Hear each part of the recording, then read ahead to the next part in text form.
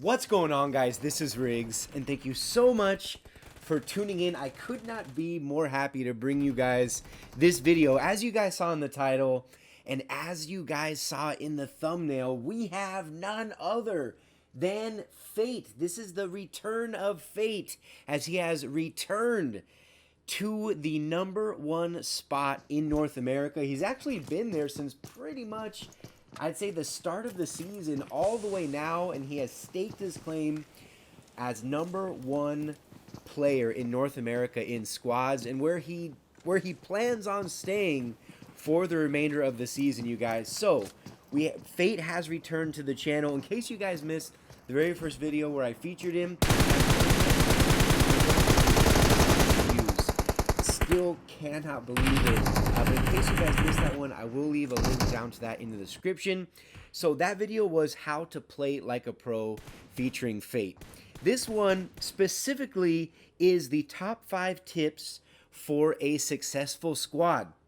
So in case you're struggling, or in case you just want to learn something new, or you want to know what the best ranked player in squads, what his tips are, sit back, relax, and I really hope you guys enjoy this video. If you do, consider hitting that like button, and of course subscribe to the channel if you have not already, and make sure you guys check out Fate's YouTube channel. I'll also have a link down to that down in the description. So the very first tip, we'll jump right into this, you guys. The very first tip is good driver.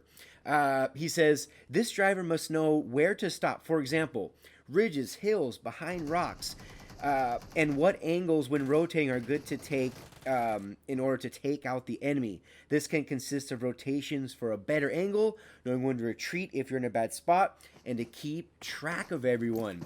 A lot of this has to do, a lot of these things that he just mentioned are roles of the in-game leader. The acronym for that, of course, is IGL. But this is the person, basically, to sum it up, the driver needs to know what the hell they're doing. They're the ones that are often making these calls, you guys.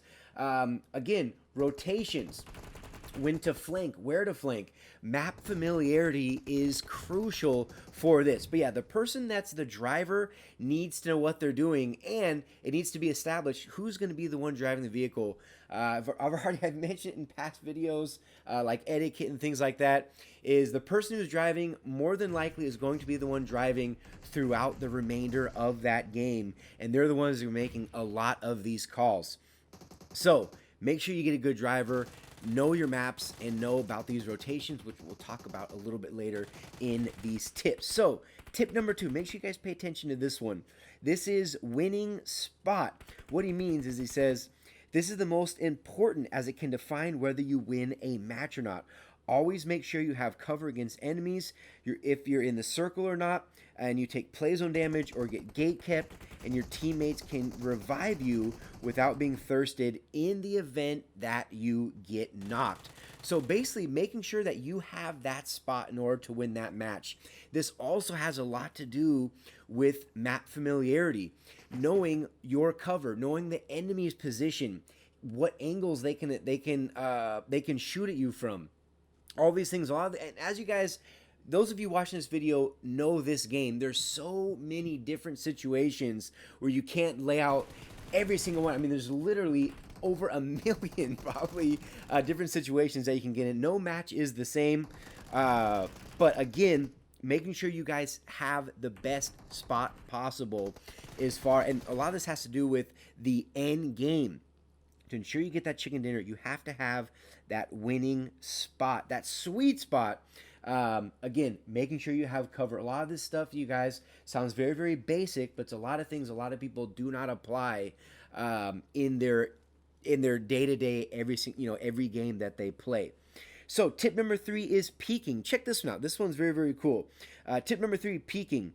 He says, what this means is not peeking for multiple seconds at a time.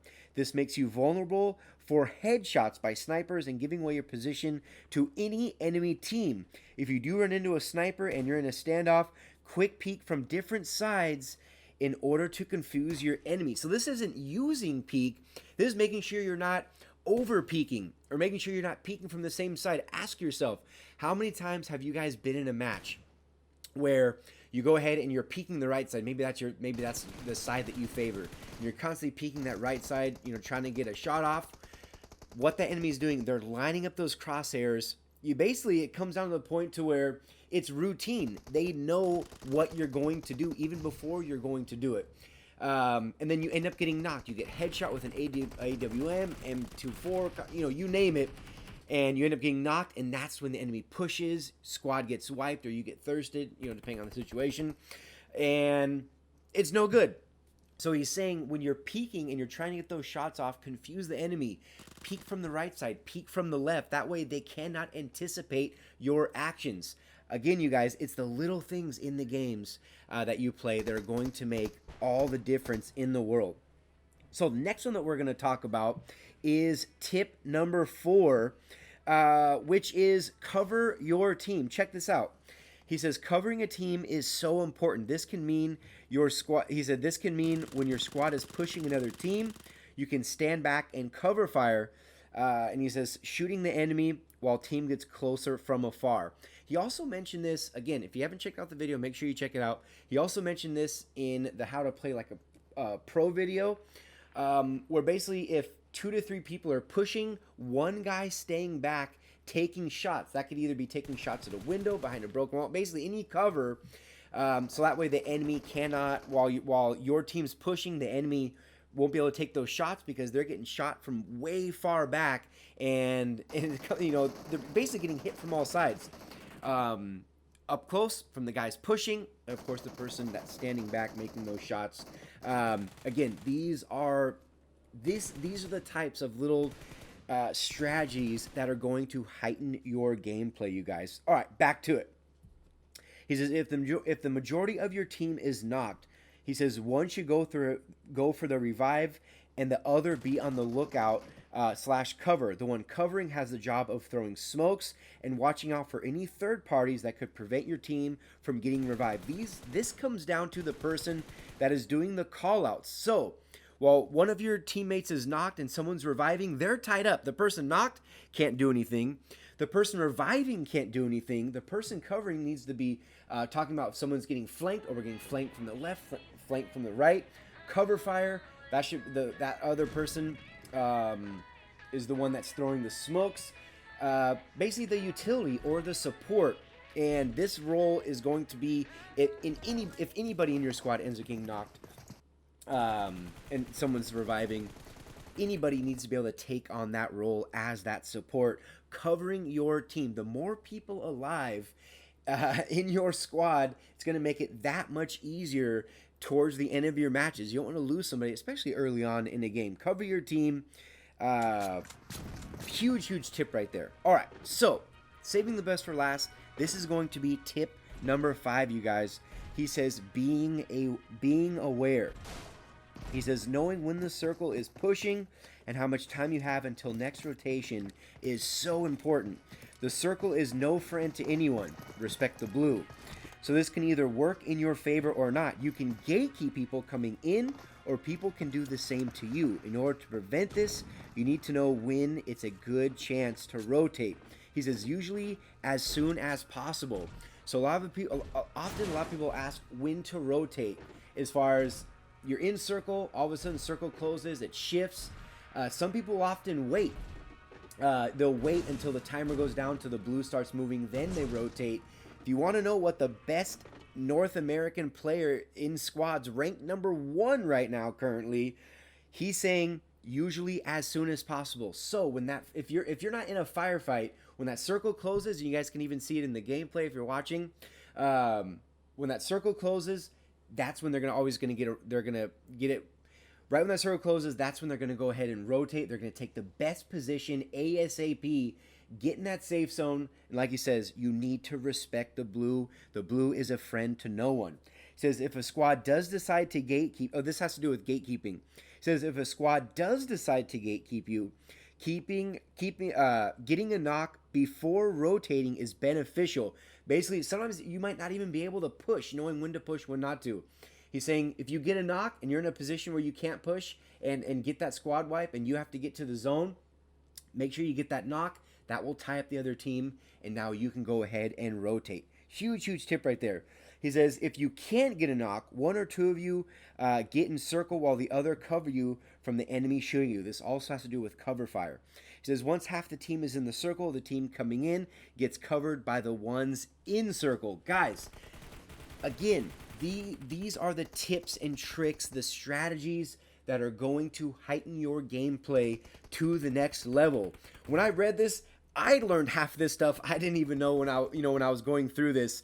Again, learning from the best, and if you guys look at it, a lot of these tips and tricks coming from these pros, and that's no different from Fate. If you look at a lot of these tips 1 through 5, all of them kind of go hand in hand. They're in unison. They go with each other. Cover fire, being aware, the winning spot, making sure you're not peeking, being a good driver, having that in-game leader. All of these things all go hand in hand. They all work together. And as you guys see, as you guys are watching this gameplay, you can constantly tell these guys are working hand in hand. They're all thinking the same thing even before the other person thinks it. Making sure you guys get a good squad, learning from the best. I hope you guys enjoyed this video. Hopefully you learned something. I sure as hell did. Hopefully you did as well. If you did, make sure you leave a like. Again, this is kind of an extension of how to play like a pro, specifically targeting squads and squad strategies. Again, hope you guys enjoyed it. Make sure you check out Fate's YouTube channel. You can always check out his channel, link down in the description. Make sure you guys check that out. Drop him a sub on his last video. Tell him that Riggs sent you. I'd appreciate it, and I damn sure know that Fate would appreciate it. Again, Fate, cannot thank you enough for coming on the channel. Really appreciate your time, and it's very exciting watching what he has been able to achieve here in season 10. Anyway, until the next video, you guys, this has been Riggs from Riggs Gaming.